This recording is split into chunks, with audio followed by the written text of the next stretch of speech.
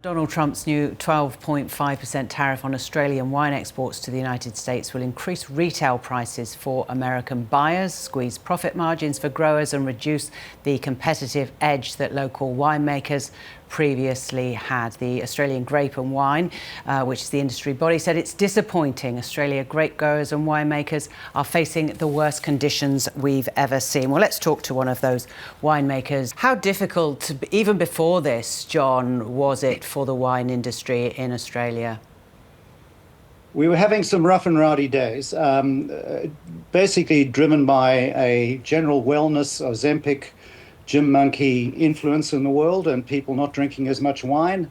It is one of those things. And Australian wine is some of the best in the wine, but we just lost our mojo, so to speak, because a lot of wine these days is becoming very trend driven.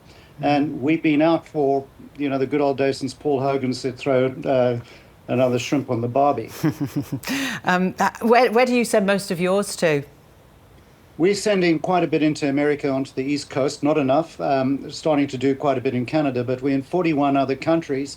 So we've got to shift our emphasis again to Asia, China, which hasn't come back like it would, but we're quite strong in continental Europe and England, and that's been our saving grace. But America, with its spending power, is just such an important thing for Australia. They pay good prices. Even with our rising Australian dollar, we are competitive. And on a quality emphasis, we are more than competitive. So that's what we're trying to regain. And that's one of the things about the wine industry, as opposed to some of the others, the competitiveness of it. With the tariffs going on to your wines, which will be paid in America, that makes them then a bit less competitive to other wines that don't have the tariffs on it. I mean, people can choose wine by the price.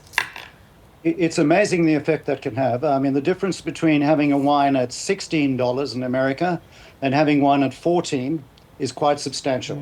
And that can drop your sales volume off, particularly these days, anywhere up to 20%. So that shaving of that margin and is quite detrimental to us as Australians.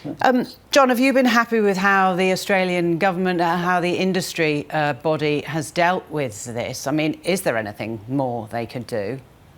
I think we've got a good guy in Don Farrell. He's standing up and he's not scared to front foot box. He's also a winemaker in his own right as a vigneron.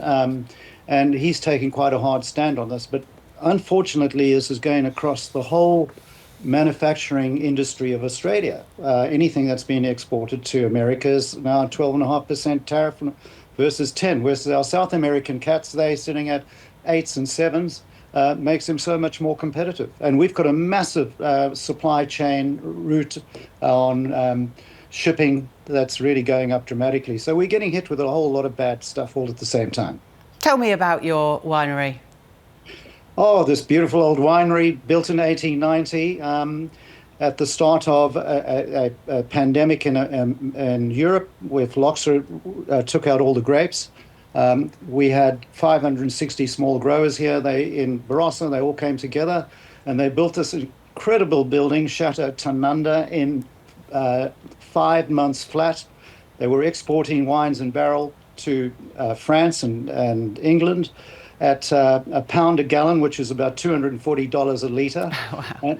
And so this was the biggest winery in the Southern Hemisphere at that time, and I'm just very pleased to be the custodian of it.